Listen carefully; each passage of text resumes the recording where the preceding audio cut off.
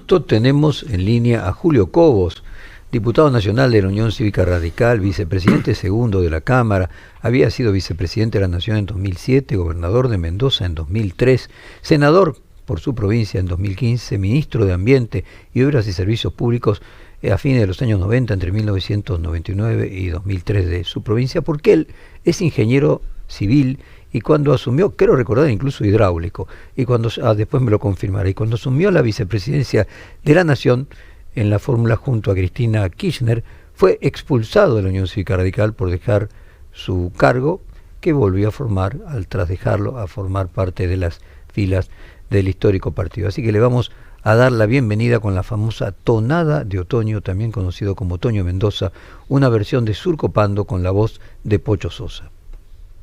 No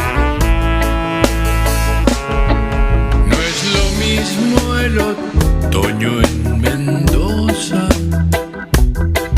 hay que andar con el alma hecha un niño, comprenderle el adiós a las hojas y acostarse en su sueño amarillo. En el canto que baja. Muy buenos días, Julio Cobos. Qué linda canción, ¿eh? Qué linda canción. ¿Cómo le va, Jorge? Se me vienen a la memoria recuerdos infantiles, bueno, la verdad, me imagino. Claro, el otoño en Mendoza es único. La verdad, bueno, estamos viviendo el otoño, sí. Así que por ahí viene un viento sonda, que este viento que no es para nada saludable, pero deja alfombrado de hojas amarillas las banquinas, las acequias. Y Pocho Sosa, un gran amigo. Yo me acuerdo cuando era decano de la UTN, lo invitaba a los actos de fin de año de colación de grado a cerrar con un evento cultural. Y la esposa de Pocho Sosa fue compañera mía en ingeniería, después ya dejó, pero también está vinculada a la cultura, Pochi Zimmerman. Así que bueno, esto recuerdo mientras escuchaba la canción, ¿no? Además de disfrutar una bella canción de Pocho Sosa. La pegamos entonces, acá la producción la pegó. Yo la pegué con que era ingeniero hidráulico, no solamente civil, o no, bueno, en la ingeniería civil uno puede orientarse a caminos, a construcción de edificios o a la hidráulica.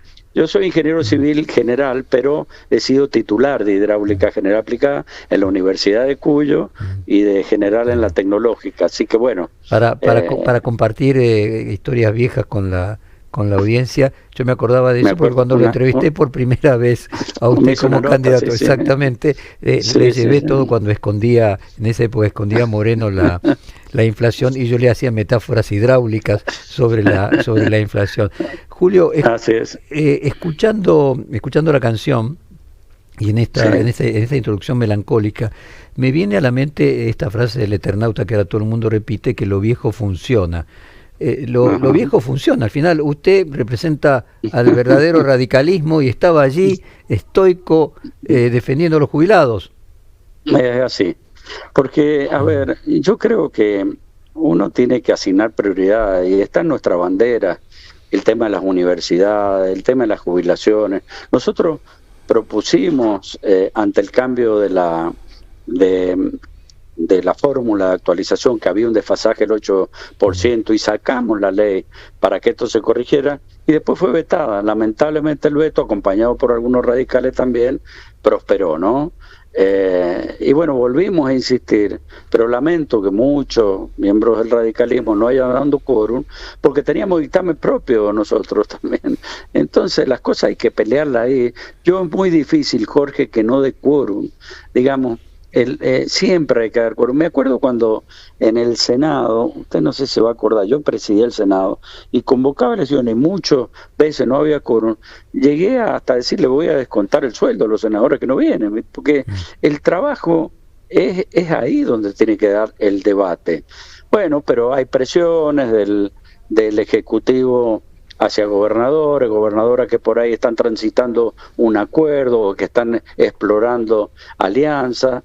Y bueno, utilizan estos mecanismos y uno afortunadamente por la edad, por la experiencia, ya uno tiene decisión propia y bueno, yo puedo escuchar algún mensaje o alguna sugerencia o del bloque o de algún gobernador, pero después hago lo que dicen mis convicciones y está claro que lo he demostrado. Y en 2 oportunidades, fíjese que yo, no sé si se acordarán, pero no solo fue la 125 que yo desempaté, sino también cuando se trató el 82% para los jubilados. Estaban rescatando el último minero, me acuerdo, estaba la pantalla dividida y estaba la votación mía.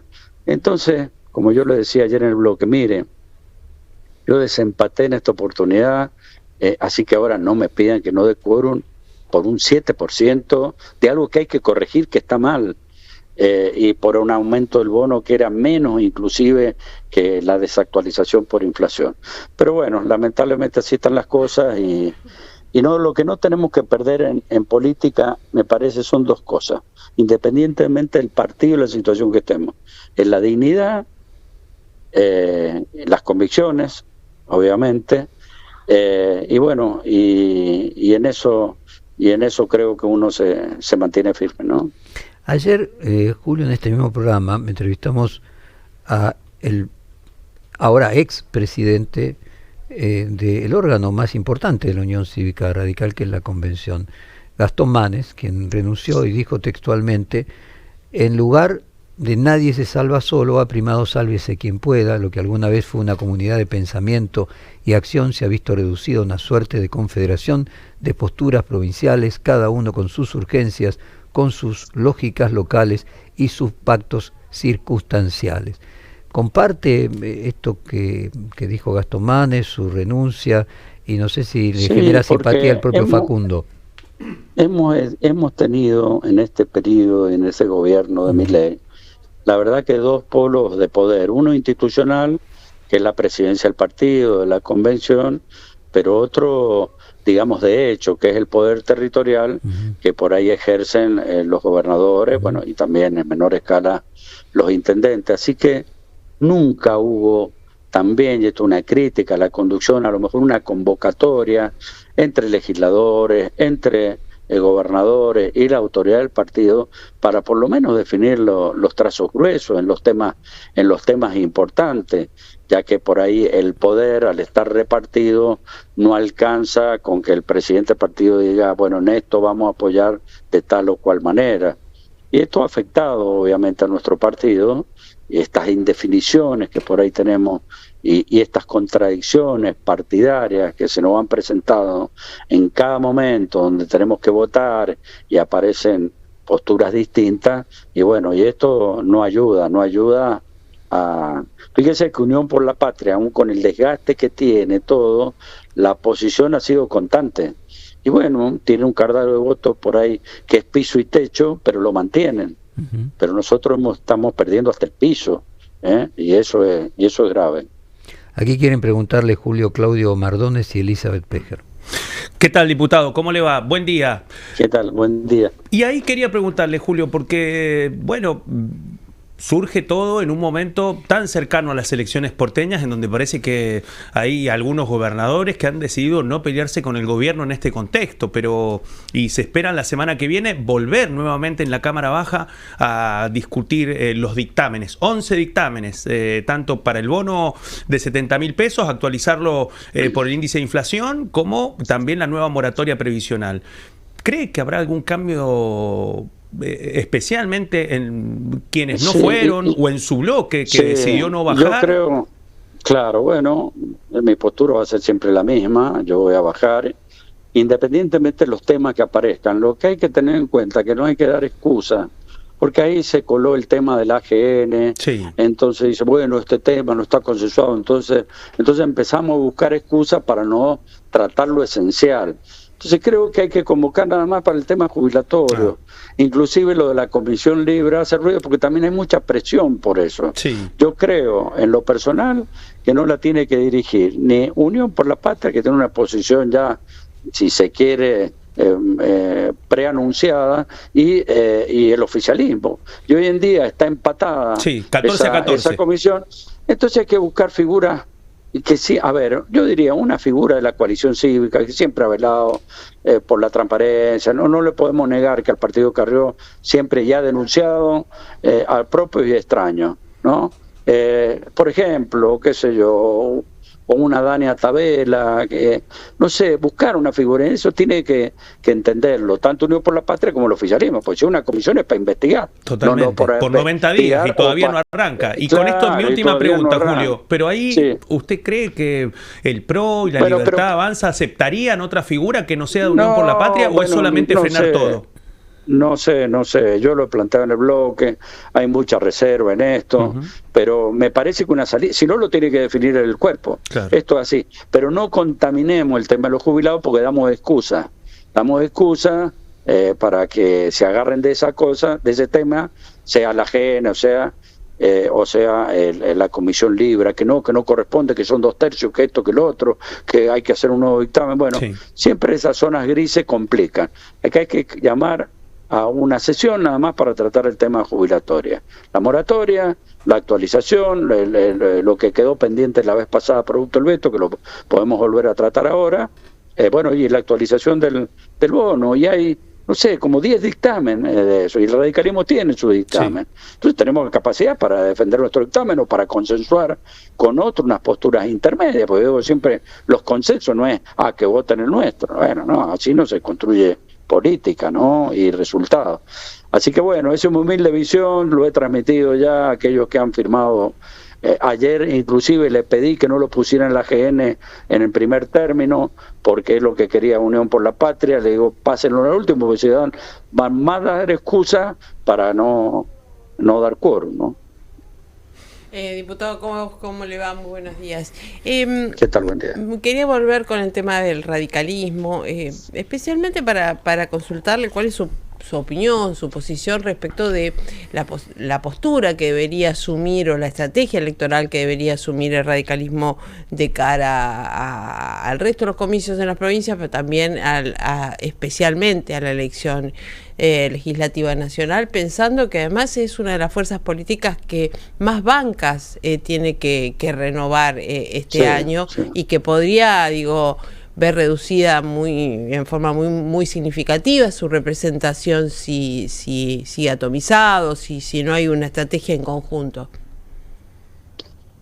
Bueno, la verdad es que estamos en una situación complicada porque hay gobernadores que están explorando una alianza, pero convengamos que el gobierno, que se ha agrandado bastante por el triunfo del domingo, que lo ha sobremagnificado, está pidiendo prácticamente una adhesión y se lo está exigiendo al PRO. Fíjese que en la provincia de Buenos Aires no quieren un frente, quieren ir con la Libertad Avanza. Claro. Entonces el modelo que se planteó en Resistencia, es un modelo donde la Libertad Avanza iba a la cola, ¿no? Y el triunfo se lo adjudicó el gobernador. Y eso no está dispuesto a hacerlo en otras provincias, por lo que en mi capacidad de observación está definiendo de esa manera. Entonces, y además en Chaco, disculpe que lo interrumpa, en Chaco era una elección legislativa provincial, donde obviamente había un interés mayor también del gobernador de tener una legislatura de mayor apoyo, pero otra cosa también va a ser la definición de los candidatos. Y aparte tenía un peronismo fuerte, bien parado, por eso. Y dividido, y que fue dividido, porque si no también no sé lo que pasaba, pero fue un error del peronismo. Pero bueno, se ganó, creo que en Jujuy la Libertad Avanza lo acordó, sacó creo que el 19-20%, y el radicalismo el 40%, pero ahora viene lo nacional, pero también le quedan a muchas provincias lo provincial. Entonces los gobernadores están viendo que se le puede complicar las cámaras provinciales y no le va a alcanzar satisfacer su ansiedad o de construcción de poder que tiene hoy la Libertad Avanza, decirme conformo, dame 2 diputados nacionales o 1 y el resto yo te dejo tranquilo en lo provincial. No, van por todo en realidad, porque quieren echar raíces territorialmente y quieren, como dijo el presidente Milei, teñir de violeta todo el mapa geopolítico de Argentina. Por su Así que estamos en tono, una situación complicada, la verdad que muy difícil de predecir cuál va a ser la forma para que el radicalismo, bueno, empiece a tomar impronta de vuelta y cuide sus bancas. Complicado, lo veo muy complicado. por su tono, digo, parece que usted tiene cierta inquietud o le genera cierta inquietud, cierta preocupación el gobierno o las formas del gobierno de Milei. Tengo muchas preocupaciones porque para el gobierno de Milei lo único importante es el déficit fiscal, es bajar la inflación. Pero mire, recién mencionaban ahí un columnista un encuentro que hubo en la Cámara de Comercio. Sí. El presidente en la Cámara de Comercio norteamericana, el presidente que a su vez es miembro de JP Morgan,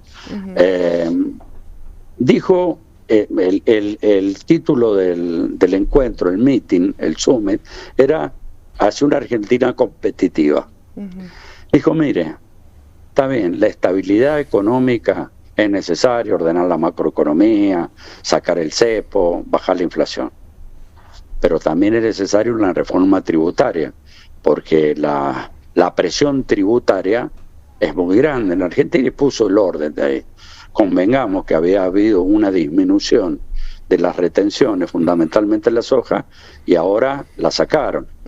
Y continúan en algunos, pero eso representa el 10% de lo que implica este impuesto, ¿no? A ver, el gobierno ahora va a recaudar unos 800 millones de dólares por volver a las retenciones anteriores, y va a dejar de percibir 100 millones de dólares, que es por las retenciones del 2,5% del trigo y la cebada, creo que. Bueno, pero eso no se está cumpliendo. No se está cumpliendo en forma estable, la disminución de la presión tributaria. Pero fíjese que agregó, mire, lo más importante es la educación. Nuestro sistema educativo no está generando las habilidades y aptitudes para el mercado laboral. Las pruebas de aprender muestran cada vez que seguimos en caída libre. Y el otro, el desarrollo de la infraestructura, donde tenemos que algo que yo insisto como ingeniero civil, como decía Fontevecchia, que es fundamental, no solo por la seguridad de nuestras rutas que están totalmente abandonadas, porque sino también por la competitividad de la economía. Por ahí se transporta por nuestra ruta el 93%, porque tenemos un ferrocarril que no funciona. El 93% de nuestros productos se transportan por vía terrestre. Si estamos esquivando baches, aumentando el costo de los seguros, aumentando el tiempo de transporte, eso impacta en los precios. Entonces eso tiene que ver el gobierno, que no solo el tema, el déficit fiscal para hacer o el valor de dólar para dar competitividad. Y lo último remató diciendo, mire, hay que ver la microeconomía, tenemos 40% de pobreza y 55% de pobreza en los chicos, y en los adultos mayores debe ser más grande que en los chicos. Para rematar dijo, necesitamos ficha limpia y la institucionalidad como amparo para una mejor competitividad. Bueno, entonces si usted mira todo lo que dijo este presidente de una cámara, con lo cual coincido plenamente, la verdad que son muchas cosas que le faltan. Entonces, a la hora de formalizar un acuerdo, usted tiene que buscar en qué coincidimos y en qué no. Bueno, y también para saber cómo dirimimos esa diferencia. Pero acá la Libertad Avanza dice, bueno, mire, todo es libre, hay libertad, pero no hay libertad para fijar las paritarias, por ejemplo. Todo lo tiene que hacer el privado. Su calle, bueno, dividamos, usted es frentista, usted hace la calle, el vecino hace su calle, y ahí vienen las mejoras. Con esa visión, ¿dónde está la visión de conectividad, de integración? La obra pública genera corrupción.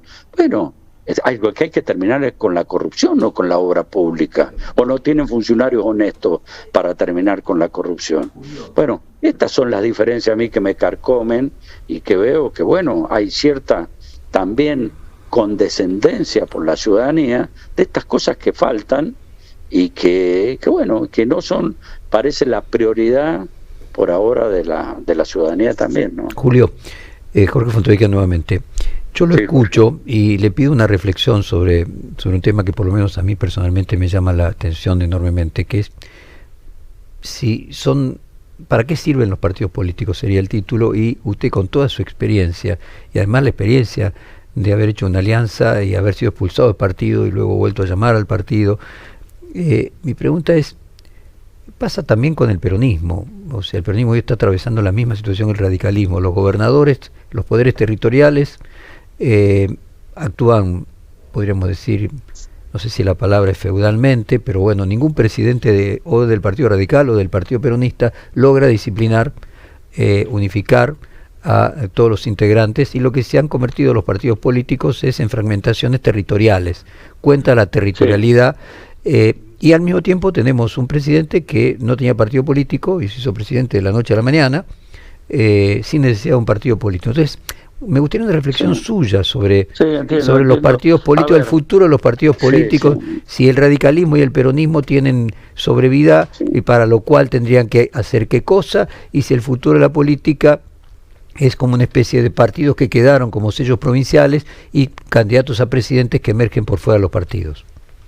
Mire, después de la crisis, Jorge, del 2001, los partidos políticos entraron en crisis. Y no teníamos primaria, no existía nada. Y de ahí vino esta pulverización y atomización de los partidos políticos, que afectó mucho a la UCR. Recordamos que Leopoldo Moró representó a la UCR apenas con el 3% de los votos que se obtuvo. Entonces, después vino una etapa de decir, bueno, mire, nos cuesta mucho sin liderazgo firme. A ver, en la época que yo recuerdo de juventud, había siempre había un líder, o fue Frondizi, o fue Balbín, o fue Balbín, o Alfonsín. Siempre había liderazgo fuerte. Bueno, ni que hablar en el peronismo, que eran peronistas dependientes, porque costó mucho generar, cuando hay un liderazgo fuerte como el de Perón, bueno, después anduvo en problemas también el peronismo. Pero esto fue pasando, la UCD tenía el Sogaray, pero me acuerdo, eran partidos. Entonces, cuando vino esta crisis, que ¿cómo resolvemos esto? Bueno, veamos a ver si podemos avanzar con los frentes electorales. Para eso surgieron las primarias, ¿no? En el 2009, me acuerdo, decir, bueno, vamos a dirimir, no vamos a trasladar interna, como hizo Duhalde, su oportunidad que trasladó toda la interna, vamos a resolver los frentes en un paso previo. Bueno, Milei, primero, como él es un líder, hay que reconocerlo, que vino de la nada, vino de canales de televisión, sin una sustentación política, se encargó, a lo mejor sin cierta intencionalidad, pero se produjo el deterioro de los partidos políticos, porque en los otros partidos políticos hay un liderazgo bien definido, como el de Cristina, pero que está impidiendo una renovación que por ahí también están reclamando. Entonces es un liderazgo medio acotado, si se quiere, con un buen piso, pero con el mismo techo, digamos, dentro de ese acotamiento. Y el radicalismo, lamentablemente, no tiene, y así ha pasado con otros partidos. Y después, cuando sacan las primarias, y Jorge Macri se ve está golpeando la cabeza porque él impulsó, con la excusa de que genera costos y qué sé yo, se rompieron los frentes electorales. O sea que ahora tenemos rotos los partidos y rotos las posibilidades de construir frentes electorales. Por eso Jorge Macri no pudo sumar la coalición cívica, la UCR, a Horacio Rodríguez Larreta, que hubiera dicho, bueno, la peleamos todo acá y el que surge acá es el candidato. Entonces, ante esa situación hoy nos encontramos, ¿no?, con un deterioro de los partidos políticos por la falta de liderazgo y con un deterioro de los frentes electorales. Por eso ahora dice, bueno, los que quieran, yo no quiero construir un frente, vengan, este es un contrato de adhesión, súmense a la Libertad Avanza, ¿no? Eso es lo que le puedo decir, Jorge. Julio, muy interesante como siempre.